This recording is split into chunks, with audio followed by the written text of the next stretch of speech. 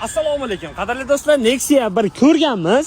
Nexia ishqibozlari ham ko'p, lekin bunaqasini ko'rmagansiz, aniq bilaman. Sababiki bu mashinamiz Nexia 1 bo'lgani bilan kapot ostida nechta ot turibdi, kommentariyada fikringizni qoldiring. Mashina 421 Pavukda turbo kompressorli 2.2 kompressor damlaydi. Mashina olib, maza qilib haydashinglar uchun tayyor holatdagi tayyor proyekt, narxlari ham juda qulay. Videoni oxirigacha kuzatib turing.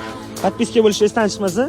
Bu mashina o'zimning birinchi proyektlarimdan bo'lganligi sababli mashina shunchaki asfalt qilib polni septirib yuborganman. Mashinaning umuman udari yo'q, xohlagan ko'z tushirgan ko'z tushishi mumkin. Test monitorlarda salon qismlari ham o'ta ideal. Li9ni meni bilishimcha shu Nexia 1 dan o'g'irlashgan bo'lsa kerak.